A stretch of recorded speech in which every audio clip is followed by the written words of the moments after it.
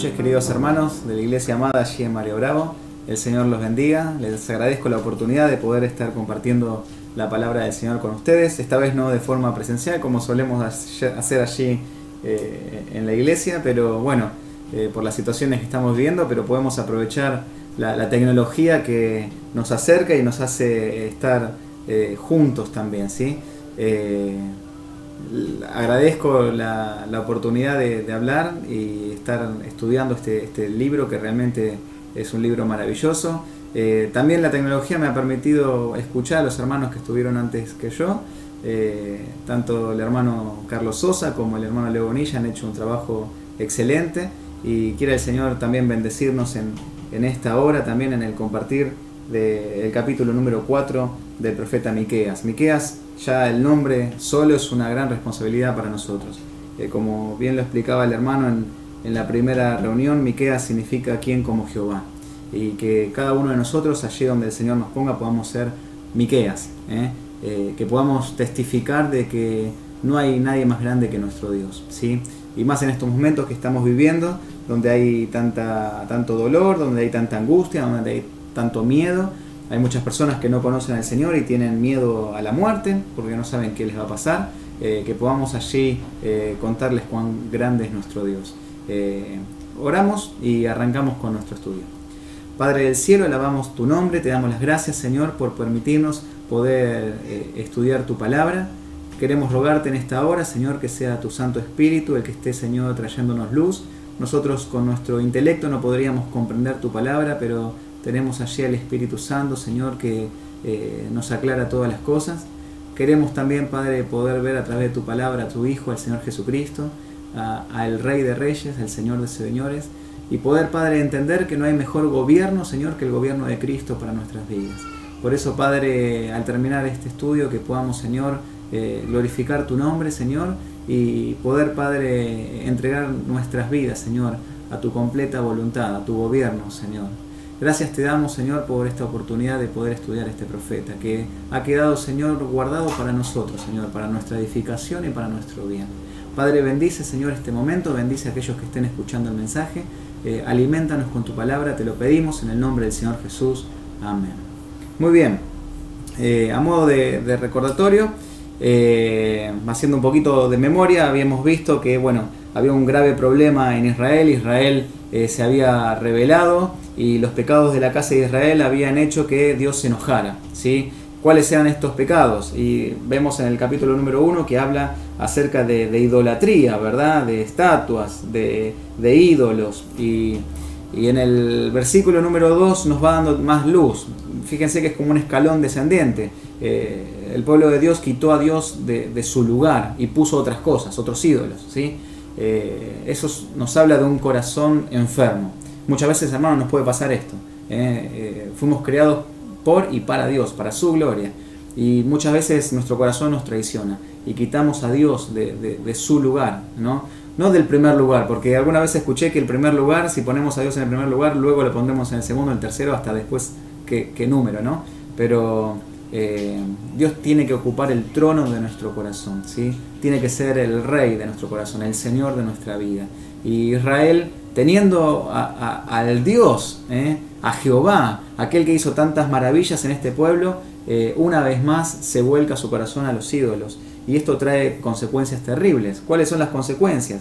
Vemos que su corazón va de mal en peor. En el capítulo número 2, ya los hermanos que estuvieron antes lo han explicado tan claramente, que tras alejarse de Dios ellos empiezan a descender, empiezan a maquinar mal en sus camas y lo ejecutan por la mañana.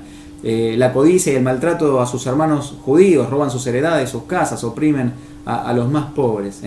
Y en el capítulo número 3, de las personas que se esperaba justicia, de las personas que se esperaba luz, de las personas que se esperaba tal vez un momento de lucidez para bien, todo lo contrario. Los príncipes, los jefes de casas y los profetas se encontraban en maldad, en mentira y en perversión. Esta era la situación de este pueblo.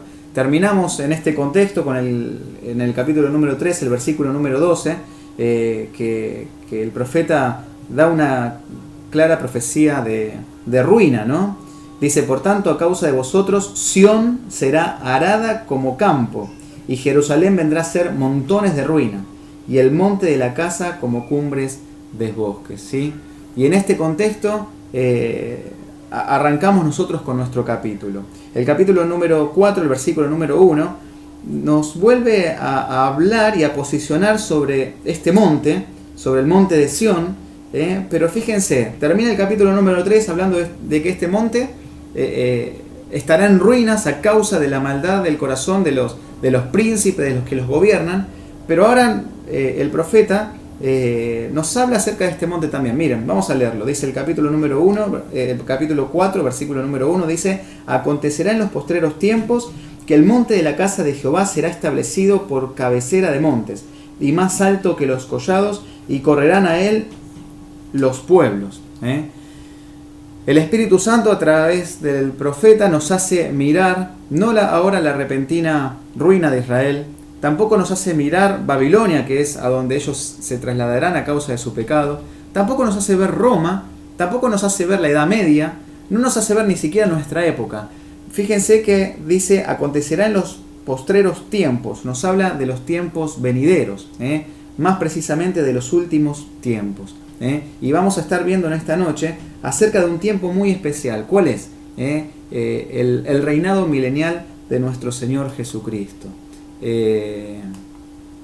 Algunos pasajes que hablan acerca del milenio, si quieren hacer pausa y leerlos, sería realmente de mucha edificación para ustedes, como lo ha sido para mi vida.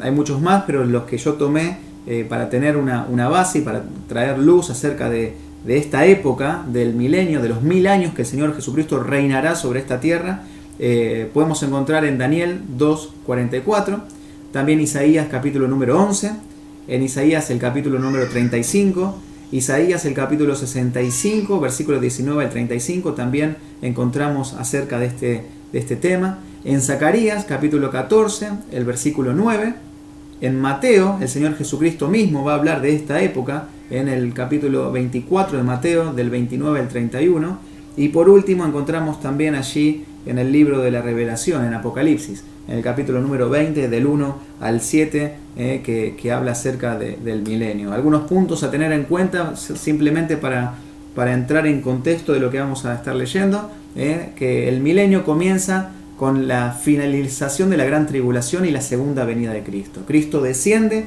en el fin de la gran tribulación, y en ese momento comienza el milenio. Ahí Satanás será atado, nos dice la Biblia, y encerrado en el abismo, por lo que no podrá engañar a las naciones hasta que los 1000 años se cumplan. Imagínense un mundo sin la operación demoníaca de Satanás en los gobiernos, en los corazones de las personas, y un mundo sin el diablo, ¿sí? Y por contraste, un mundo en donde el Señor Jesucristo reinará mundialmente, universalmente, y con Él, hermanos, la iglesia, ¿sí? Como nos dice así su palabra, el Señor nos ha hecho reyes y sacerdotes y reinaremos con Él, ¿sí? Puntos a tener en cuenta: el lugar donde el Señor reinará será su amada Israel, allí en Jerusalén. Sucederá lo tan esperado por los judíos, que es la restauración del reino. Recuerden que cuando los discípulos despiden al Señor, que el Señor empieza a ascender para irse de ellos al cielo, antes los discípulos le preguntan: ¿restaurarás el reino en este tiempo? Y el Señor les trae paz, le dice que no les toca a ellos, de forma muy amorosa, saber los tiempos y las razones que el Señor puso en su sola potestad, pero los encomienda a que vayan y prediquen el Evangelio. Pero bueno, siempre fue el anhelo del pueblo judío, la restauración del reino de Israel, disfrutar lo que disfrutaron con David, disfrutar lo que disfrutaron con Salomón, tener un reinado, pero esta vez universal, de donde allí se gobierne todas las naciones. Hay un pasaje que me llamó la atención y quería también estar leyéndolo, es Isaías 65:19, que habla el Señor mismo, ¿no? Y dice que este tiempo será un tiempo especial de Dios con su pueblo Israel, su pueblo terrenal. Dice: me alegraré con Jerusalén y me gozaré con mi pueblo. El Señor está en pleno gozo, en plena alegría con su pueblo. Ya no está enemistado. Va a ser un tiempo en donde el pueblo de Israel disfrutará de la presencia de su Señor, de nuestro Señor, del Señor Jesucristo, del Dios de los cielos, ¿sí? Y dice: y nunca más se oirán en ella voz de lloro ni voz de clamor. ¿Cómo no será que los hermanos, el pueblo de Israel, ¿no? esperan este momento, ¿sí? El momento del llegado del amado de las naciones. Este tiempo será un tiempo marcado por la paz, por la justicia y por la equidad. Será predominante en este tiempo de reinado de nuestro Señor Jesucristo en la tierra. También la santidad será una otra gran característica del reino. La tierra será llena de la gloria y del conocimiento de Dios. Maravilloso, ¿no? La creación misma volverá a estar como al principio, limpia de contaminación, y aún los animales, nos marca la palabra, no se atacarán mutuamente, ni tampoco al ser humano. Allí hay un pasaje que muchas veces lo hemos escuchado, ¿no? De que estará el lobo y el cordero, y aún un niño los pastoreará, ¿no? También la palabra nos habla acerca de que no habrá muertes prematuras de niños, ¿sí? Como hoy muchas veces sucede tristemente de niños que fallecen a tan temprana edad. Ni tampoco personas que no cumplan sus años de vejez. Se volverá el tiempo de la longevidad. Un estado y un tiempo maravilloso. Fíjense que el que reina es el Señor Jesucristo, ¿no? Entonces, toda la gloria, la paz y el bienestar que el Señor Jesucristo traerá con su reino. Volviendo a Miqueas, fíjense el contraste. Terminamos el capítulo número 3 con una profecía de destrucción, de ruinas, ¿sí? De que el monte este sería como cumbres de bosques, dice. ¿Por qué? Porque estos gobernantes eran corruptos, eran pecadores, le habían dado la espalda a Dios. En el futuro vendrá un gobernante, un rey, que será todo lo contrario a estos líderes que eran corruptos. Será un nuevo rey que será justo, santo, íntegro, y que estos reyes corruptos trajeron ruinas, pero este rey santo, justo e íntegro traerá gloria al monte de Dios, ¿sí? El versículo número 2 nos dice: vendrán muchas naciones y dirán, venid, subamos al monte de Jehová y a la casa del Dios de Jacob, y nos enseñará en sus caminos y andaremos por sus veredas, porque de Sión saldrá la ley y de Jerusalén la palabra de Jehová. Imagínense este tiempo, ¿no? En donde las naciones estarán interesadas a ir a la ciudad de Israel, a escuchar la palabra de Dios. Hoy nos ponemos a pensar y es inimaginable. Fíjense, en los lugares públicos, como escuelas, como universidades, como aún en nuestros trabajos, muchas veces se nos prohíbe hablar del Señor, ¿verdad? Se nos prohíbe hablar de religión, como ellos dicen. Y en esta época el mundo estará interesado en oír la palabra del Señor, de recibir la ley, de andar por el camino que el Señor marcará a las naciones. Andarán a la luz de la palabra del Señor. El versículo número 3 nos dice: y Él juzgará entre muchos pueblos y corregirá naciones poderosas hasta muy lejos. El Señor va a ser el que domine, el que predomine, el que marque el gobierno. Él va a gobernar con su sabiduría, ¿no? ¿Cuál es el resultado que traerá, ¿no? El trabajo y el desempeño de Dios gobernando mundialmente. Fíjense, dice: y martillarán sus espadas para asadones. Los asadones eran aquellos dientes de acero con que se araba la tierra, ¿sí? Y sus lanzas para hoces. La hoces era aquel fierro afilado con que se cortaba y se cegaban los espigas. No alzará espada nación contra nación, ni se ensayarán más para la guerra. El resultado del desempeño de nuestro Señor Jesucristo como el Rey de Reyes mundial traerá una paz nunca antes vista en la tierra. La organización, ¿cómo se llama? La ONU, ¿no? Ha intentado, desde las Naciones Unidas, ha intentado muchas veces traer paz y lidiar con los problemas de las naciones para intervenir y evitar guerras. Y hemos visto que a lo largo de la historia han fracasado, no han podido, ¿sí? Pero aquí va a venir un rey, un todopoderoso rey, maravilloso rey, que traerá paz, una paz inigualable. Recordamos allí las palabras del profeta Isaías en el capítulo número 9, cuando habla acerca de los nombres del Señor, los títulos del Señor, y se dice: y se llamará su nombre admirable, consejero, Dios fuerte, Padre eterno, príncipe de paz, embajador de la paz. Nadie como Él para traer paz a este mundo que realmente no conoce la paz, ¿sí? Por eso Él, el Señor Jesucristo, allí en Juan 14:27, con toda autoridad Él puede decirnos estas palabras: la paz os dejo, mi paz os doy, yo no la doy como el mundo la da. Maravilloso nuestro Señor. Muy bien, continuamos en el versículo número 4 y dice: y se sentará cada uno debajo de su vid y debajo de su higuera, y no habrá quien los amedrente, porque la boca de Jehová de los ejércitos lo ha hablado. Este pasaje habla al corazón de los israelitas, al pueblo terrenal de nuestro Dios. El deseo de ellos siempre fue volver a disfrutar de esa paz que disfrutaron, sobre todo en el gobierno de Salomón, ¿sí? Comiendo de sus frutos, sentado debajo de las higueras y de sus vides. ¿Se acuerdan la historia de Gedeón? ¿Qué hacía Gedeón? Los madianitas venían y robaban todas las cosechas de ellos, y Gedeón se encontraba allí limpiando en la era y guardando todos los frutos, ¿se acuerdan? Bueno, el pueblo de Israel muchas veces pasó por esto, y aquí la profecía habla de que el corazón del pueblo estará tranquilo, estará en paz, podrá disfrutar de sus frutos y se sentará, y no habrá quien los atemorice, no habrá quien los amedrente.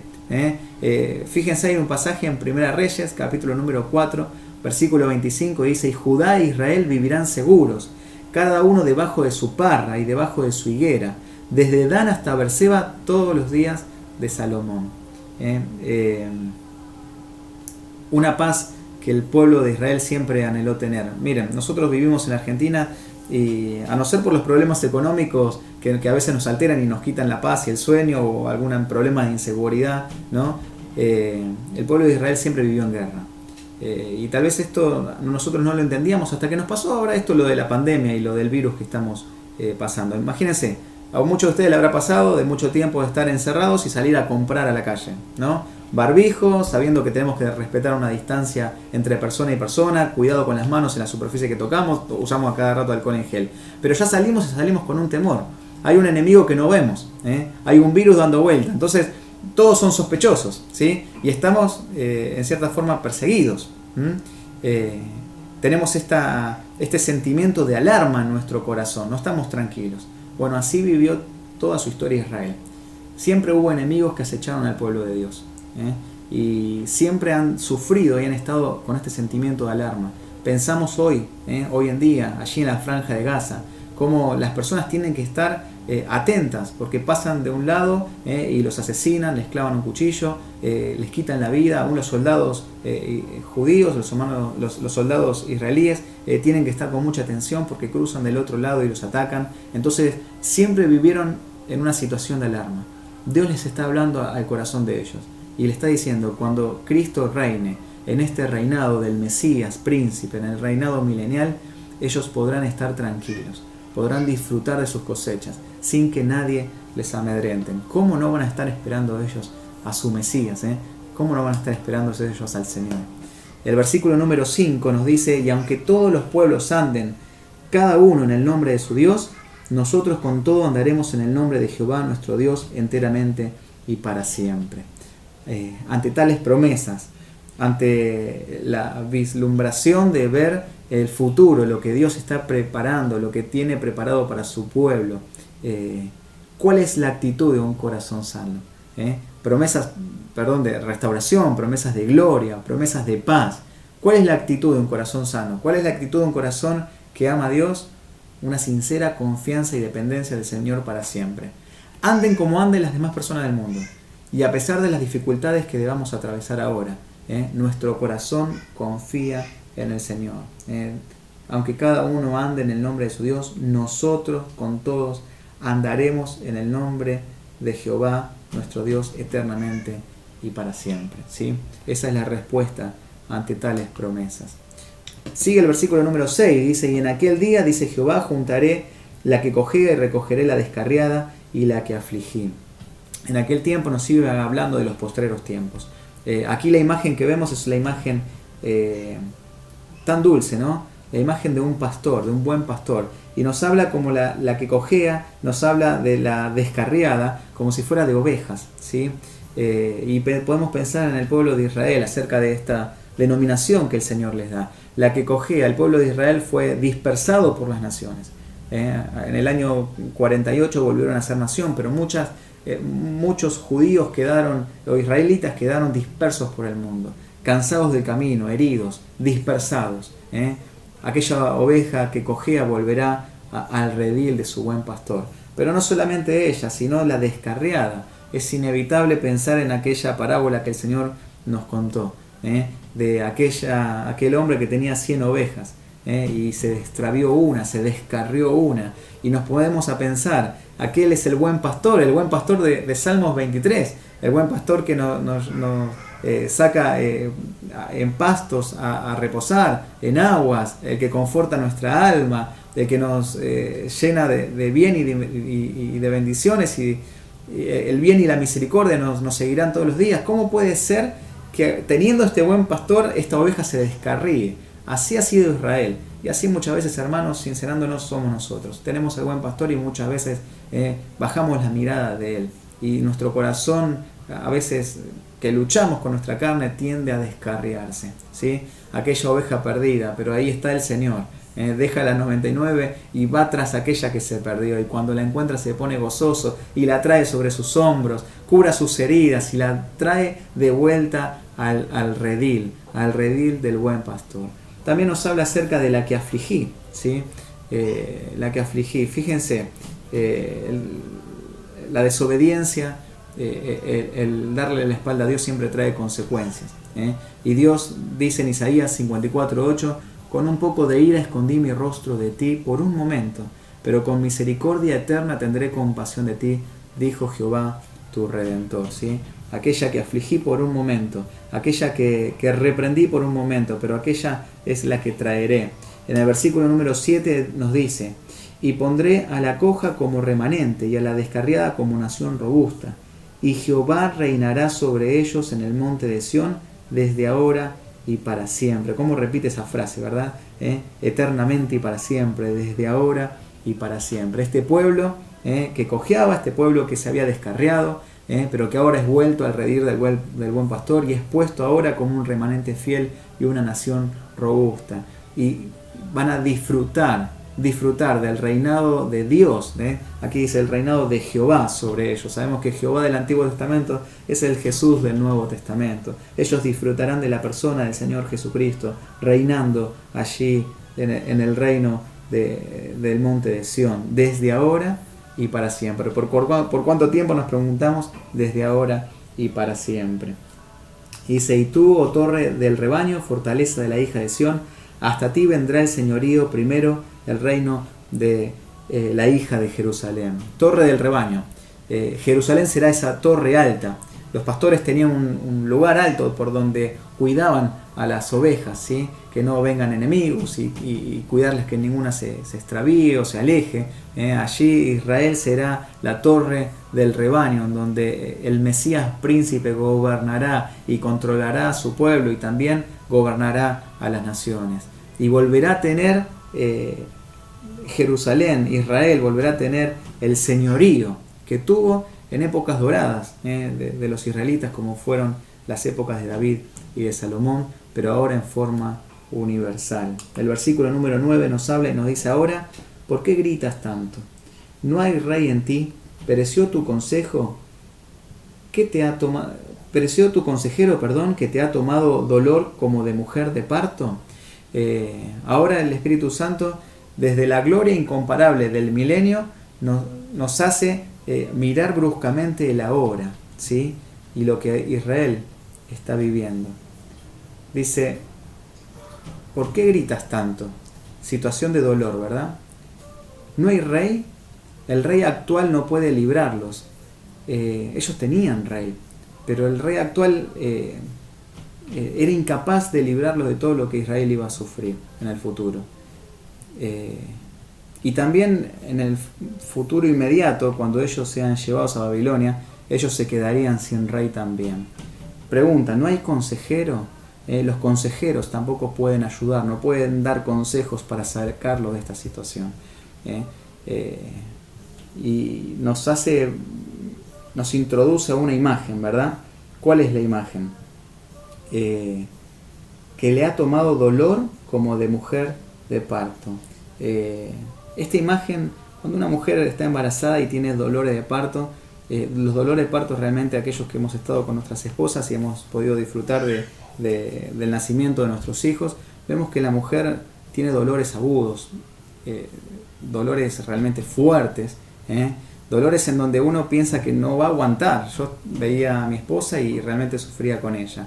Pero una vez que el bebé nace, una vez que Dios trae esta nueva vida al mundo y el bebé nace, el dolor desaparece. Yo recuerdo una anécdota con Lorena, con la adrenalina de nuestro primer hijo Estefano, y que había nacido, y después de verla a ella sufrir tanto, cuando yo vuelvo después de la recorrida en donde al bebé lo controlan, lo pesan, lo bañan, me lo dan a mí, yo me reúno nuevamente con Lorena en la sala, en la habitación, y ella era una persona distinta. Ya los dolores habían desaparecido y hasta a ella se le abrió el apetito. Me preguntaba, ¿me traerán de comer? Yo tenía la garganta cerrada, no podía pensar en otra cosa que en el bebé. Mi corazón latía, me daba punzadas, parecía, no sé, un bombo como latía. Y ella ya estaba pensando en comer, ya estaba totalmente relajada y suelta de los dolores, ¿sí? Y nos trae la palabra esta imagen. Israel iba a sufrir dolores agudos, dolores intensos, sufrimiento. Pero este final del sufrimiento traería gozo y traería una nueva situación, el nacimiento de algo nuevo, ¿sí?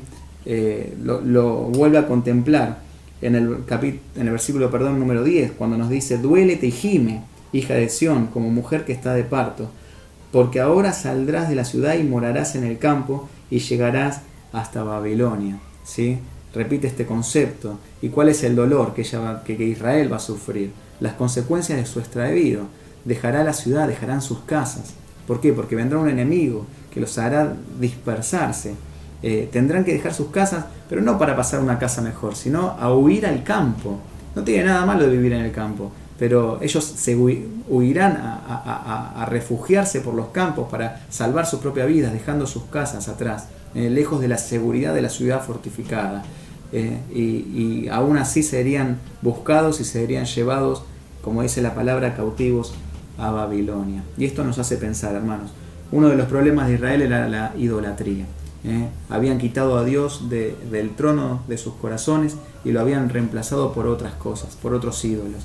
Dios los lleva a Babilonia, y Babilonia es el centro de la idolatría. Esto nos hace ver que Dios los deja tocar fondo en el pecado en el que ellos se complacían, los hace llegar hasta el fondo, pero nos dice que de ahí sería liberado y redimido.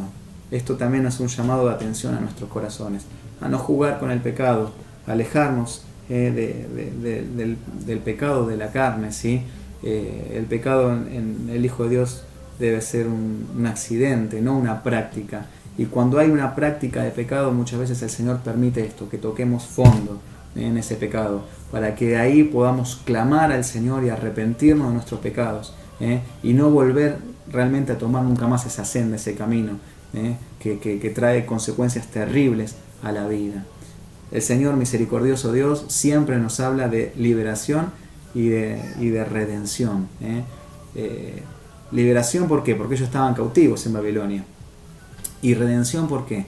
Porque hay alguien que va a pagar el precio de su rescate, como así el Señor Jesucristo ha pagado en la cruz del Calvario con su sangre el precio de nuestro rescate, de nuestra salvación, ¿sí? El versículo 11 y 12 dice: pero ahora se han juntado muchas naciones contra ti y dicen: sea profanada, y vean nuestros ojos su deseo en Sión. Mas ellos no conocieron los pensamientos de Jehová ni entendieron su consejo, por lo cual los juntó como gavilla en la era.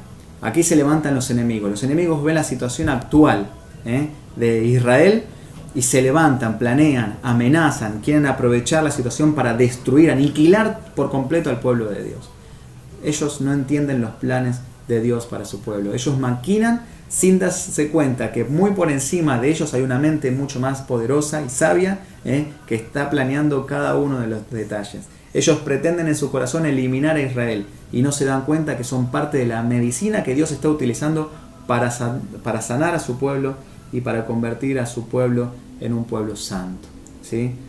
Dice que los juntará. ¿Para qué los juntará? El versículo número 13 nos dice: levántate y trilla, hija de Sión, porque haré tu cuerno como de hierro y tus uñas de bronce, y desmenuzarás a muchos pueblos y consagrarás a Jehová su botín y sus riquezas al Señor de toda la tierra. Dios los junta. ¿Para qué los junta? Para hacer destruidos. A los enemigos hablando, ¿verdad? Junta a los enemigos de Israel. ¿Para qué? Para que Israel misma los destruya. Ellos pensaban acabar y aniquilar a Israel y borrarlo de la faz de la tierra. Y Dios utiliza justamente a ese pueblo para que sus enemigos sean destruidos. Se utiliza allí la imagen del buey que trilla. De esa misma manera Israel destruirá al final a todos sus enemigos. ¿Para quién será la gloria? Nos imaginamos, ¿será la gloria para Israel? No, nos dice la palabra que consagrarás a Jehová su botín y sus riquezas al Señor de toda la tierra. La gloria es para el Dios de Israel, la gloria es para el Señor de toda la tierra. Muy bien, a modo de conclusión rápida, ya ha pasado el tiempo, quería hacer esta reflexión. Una nación, una iglesia, una familia, una vida que dejó de lado a Dios para rendirse a otro Dios con minúscula, acarreará para sí mismo ruinas y la disciplina del Señor.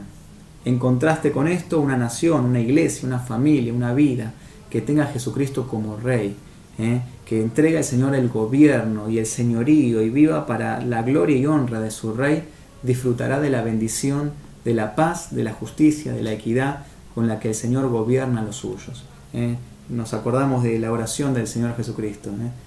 Venga a nosotros tu reino y hágase tu voluntad. Buscar vivir en nuestras vidas, hermanos, para vivir nuestras vidas para la gloria de nuestro Dios, para el gobierno de nuestro Dios, buscando su voluntad para nuestras vidas cada día y de esta forma glorificarle a Él, al Señor. Dios, porque ama a su pueblo, lo disciplina. Si lo dejara sin disciplina no serían sus hijos, pero como los ama, lo disciplina. La disciplina jamás será para destrucción, sino para hacer que su pueblo se convierta en un pueblo de hijos fieles que le amen y que le honren. ¿Sí? El deseo de Dios siempre para su pueblo es para el bien. Dice Jeremías 29:11, porque yo sé los pensamientos que tengo acerca de vosotros, dice Jehová, pensamientos de paz y no de mal, para daros el fin que esperáis. ¿Alguna aplicación para nuestras vidas? Y alguna tarea que podemos hacer ya para finalizar. Tomate un tiempo para pensar en estos días cuáles son las áreas de tu vida en las que aún el Señor Jesucristo no está reinando. En las áreas de tu corazón en donde el Señor todavía no es el Señor. Y proponete la intimidad con Dios, entregarle el gobierno de esa área a Él. ¿Sí? También una propuesta es ponerlo en oración, buscar pasajes en la Biblia en donde te hablen acerca de cómo sujetar a Dios esas áreas de tu vida que tal vez sentís que se están escapando de tu control y que tampoco están siendo gobernadas por el Señor. Y también una buena práctica que realmente es muy sana y hace muy bien, buscar un hermano espiritual, contale esta situación, para tener a alguien a quien rendir cuentas. Es muy sano poder rendirles cuenta a alguien que nos pregunte cómo vas con este tema y que también nos apoye con consejos y en oración al Señor. Hermanos, espero haber sido de bendición para sus vidas. Les agradezco una vez más la invitación a poder leer y meditar en estos pasajes. Si el Señor lo permite, el próximo miércoles estaremos juntos para compartir y estudiar acerca del capítulo número 5, el capítulo que le sigue. Saludos míos, de mi familia, que el Señor los bendiga y estaremos nuevamente juntos.